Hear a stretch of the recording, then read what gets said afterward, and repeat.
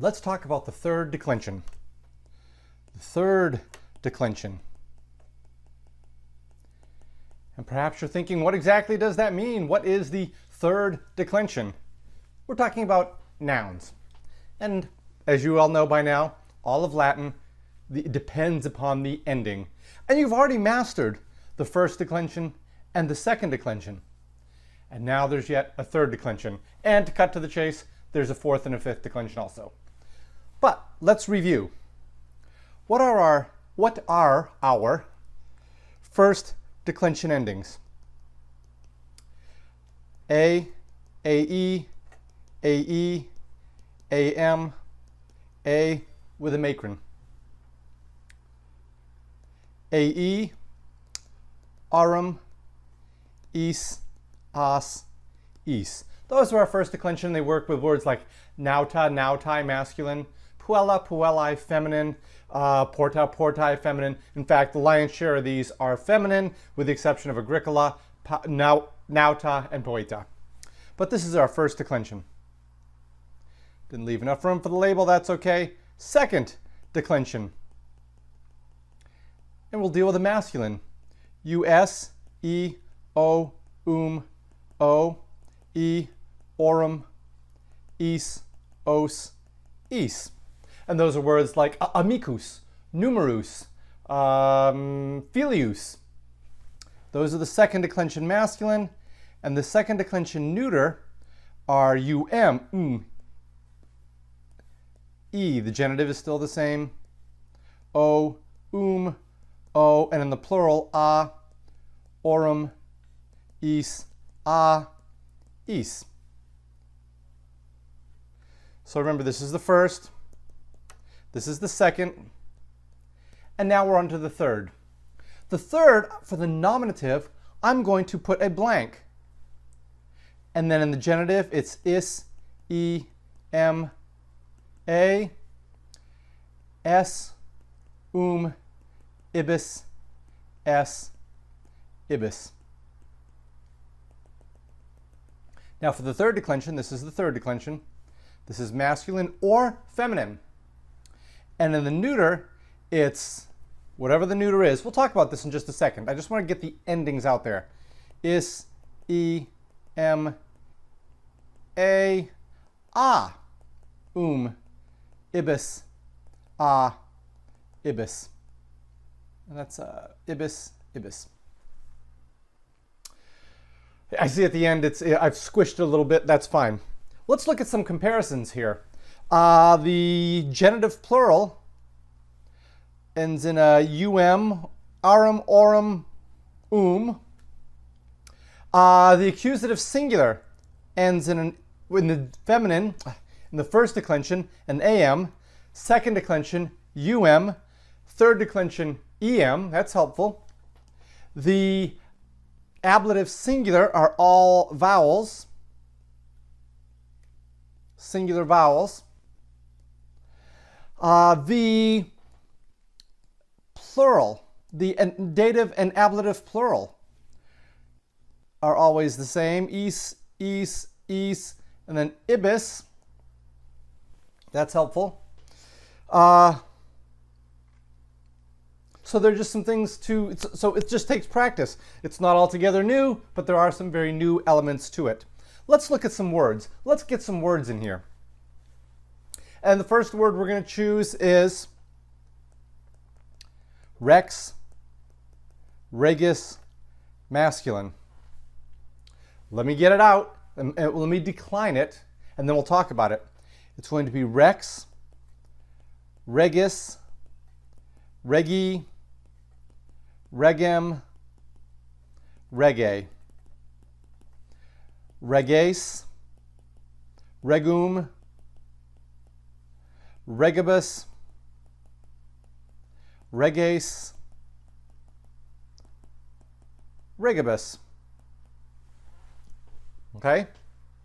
So notice, just like in verbs, and on the one hand that could confuse you, but on the other hand, just go with it for now, we get our stem from the second entry in the dictionary. In this case, the stem is the genitive singular minus the genitive, the ending is. And you can see why, because the nominative only occurs in one place. This is masculine. Let's look at a feminine.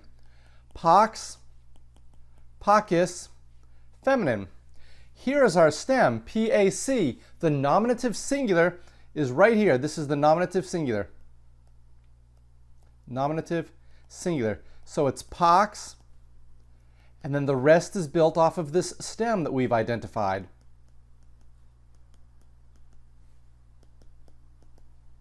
And I'm writing it this way just to show you that it's the stem. And why in the previous slot here, I put a, see this blank here, this dash, because we don't know what it is. In this case, they both end in X, pox, but then we just add the endings, is, e, m, a, s, ibis, s, ibis. And I do it this way just to show you, I mean, you wouldn't normally put that dot in there. I'm just doing it to show you these are the endings. So, rex, the masculine, rex, regis, regi, regem, rege, reges, regum, regibus, reges, regibus. The same for the feminine, pox, pockis. Here's another feminine, virtus, virtutis, feminine. What is our stem? Our stem is the genitive ending, the genitive singular minus the is. So this is always the nominative singular. Nominative singular. This is genitive singular. So it's virtus, virtuti, virtutis, virtuti. Add an extra one in there.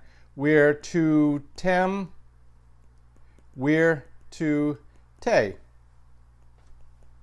virtutes, virtutum. It's very peculiar, isn't it? Virtutibus, virtutes,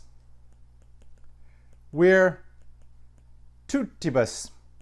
And I do this, I wanted to include this word. It appears complicated, all this virtus, tutibus. Remember, here are the endings. Is, e, m, a, s, ibis, s, ibis. Let me go take an aside. I know that I'm a big proponent of choosing a word as your paradigm, as your model. And here, I don't know why I do it. If it works for you, if you want to memorize it, by all means, I cannot discourage that. Oh my goodness, no.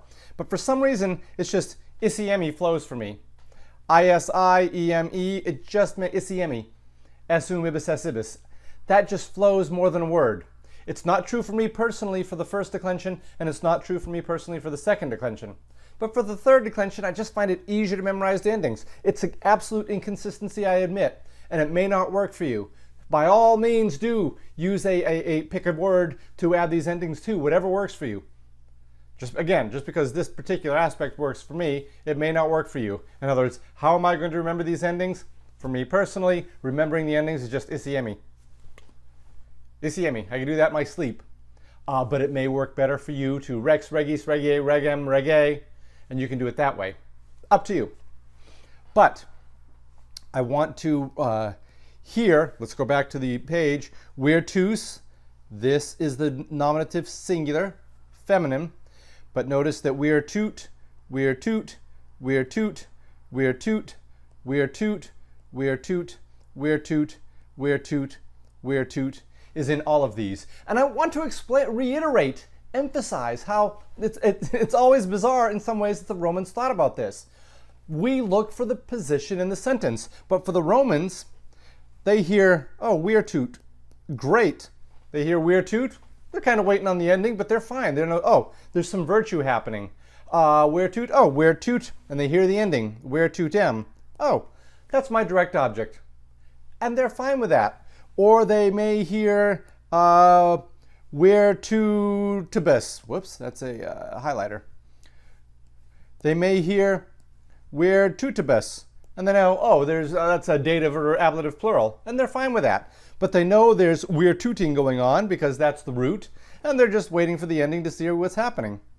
But in this case, for example, let's say virtute. Virtute, all right, virtue. M, Where tutem, all right, that's my accusative. Habeo. I have virtue. There you go, they're happy with that. And let me continue on. Habeo, I have virtue. Habent, they have virtue. Again, the Roman system of listening is you've got the virtute as your stem and the habe. Oh, there's some virtue and there's some having going on. Don't know who's doing it or particular who has what. Do they have the virtue? Does the virtue have them? Virtue has what? Doesn't matter. Then when you hear the ending, oh, virtutem, that's the accusative. Habent, they have virtue. Great. Again, habe.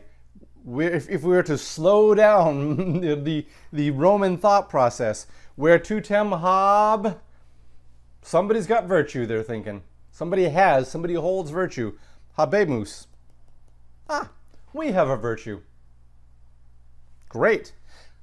Let's expand this thought process. Maybe it's not we have virtue.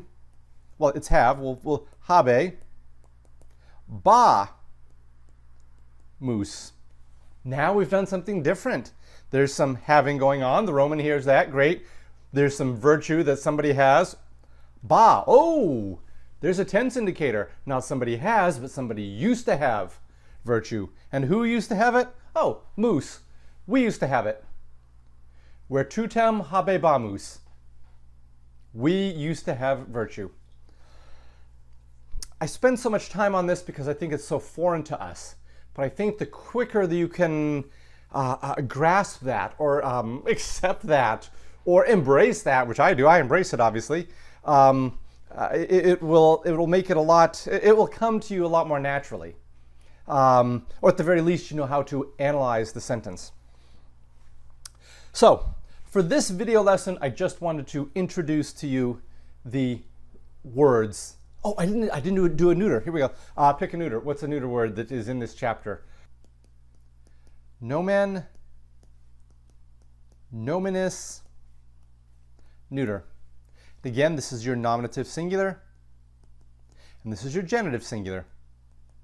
And here is our stem. So let's decline this. Nomen is your nominative. Nominis is your genitive. Now notice this E shortens to an I. It's very, very common for E's to shorten to I's. Nomen, nominis, nomini, nomen. Why is it nomen? Because it's neuter, and the nominative and the accusative are always the same. Nomine. And then we go back to follow the pattern. Plural, it's no problem at all. Nomen a, nomen no minibus, which is fun to say. Nomina, no minibus. These are the endings. Notice the first declension. Let's back up. So, great, those are your endings. One more comment. I don't know if I don't need to, yeah, first declension endings are feminine, with the exception of the three words that are agricola,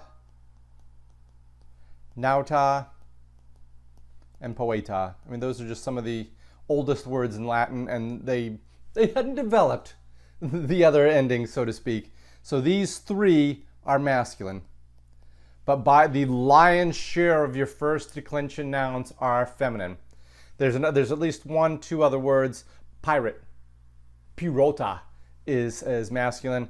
And there's one or two others, but really and truly in all of Latin language, there's literally a handful. 4 that I can think of off the top of my head, and there's at least one more that I'm not thinking of.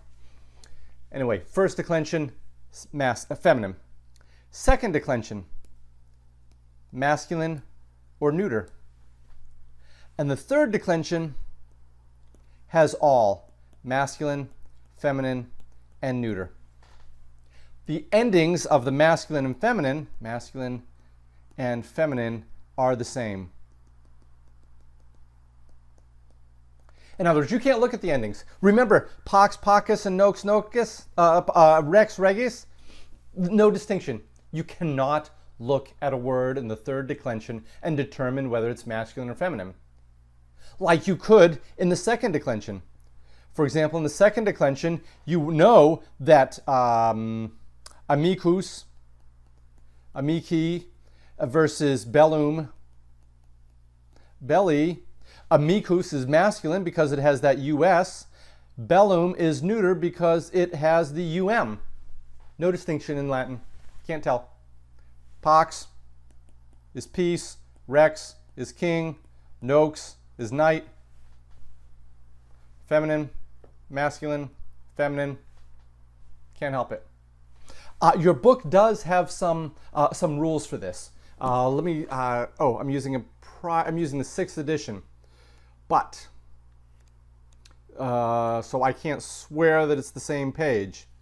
But there are some helpful hints in the book. For example, all of your aorist words are masculine. And for that matter, taurus also. Yeah. Those are all masculine. All of your tatus words, veritas, veritatis, that's feminine. Your tutus words, we already talked about virtus, virtutis. All of your tudinis. And all of your ionis, your nationis words, those are feminine. Third declension endings that end in a us are like corpus, tempus, those are all neuter, and eal, ar, mare, animal, animal's straight Latin word. So these are always masculine, these are always feminine, these are always neuter. These are just a helpful hint, and these frankly don't cover a large percentage of third declension nouns. My point of all of this is you need to simply memorize the gender of your third declension nouns. That's it. Just memorize it. If you have any questions, let me know. Thanks.